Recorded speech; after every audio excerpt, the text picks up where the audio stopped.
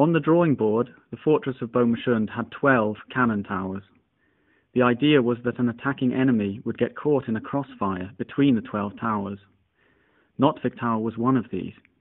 It was built to guard the entrance to Beaumechund from the north. The tower would house 125 troops and some 20 cannon.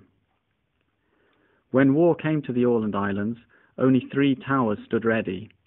Notvic Tower was equipped with 18 cannon and manned by 100 soldiers. Among the officers was Captain Emil Leopold Mellart.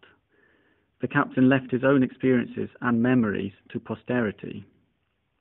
On the 2nd of April, I arrived at Åland. Our duty was easy, and life in general was merry. Most of the officers were married, and socializing between families was very pleasant indeed. But the good life turned into hell when the British and the French landed in August 1854, intending to destroy the fortress.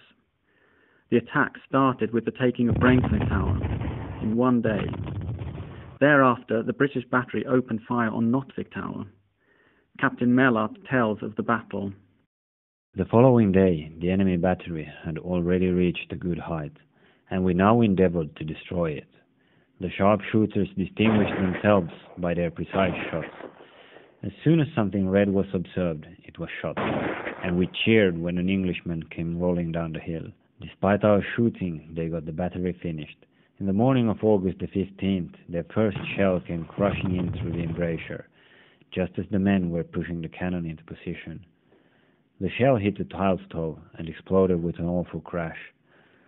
I stood at the entrance to the casemate, talking to the sergeant.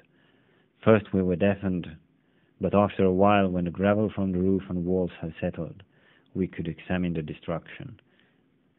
The entire cannon service of 5 men was dead. From the muzzle, a piece was missing. Thus our best cannon was almost useless. Now the enemy started to pluck away the stones of the outer wall. They shot so precisely that one stone after another was pulverized.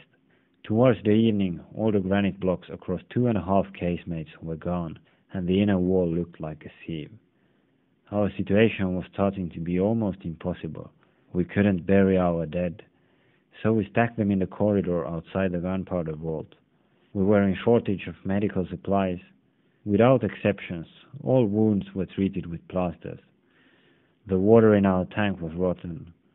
By the end of the afternoon, the breach was wide enough so that 2 shells came flying towards the gunpowder vault.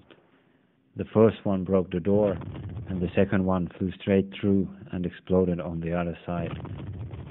Nothing else remained but to ask the men whether they preferred to be blown up or to surrender. After they were assured that the enemy wouldn't hang them, they requested the parliamentary flag. This was no easy task to perform, as we were constantly showered with bullets. Finally, the white flag was observed from the battery, and all ceased fire. After the surrender, the wounded were treated by an English medic.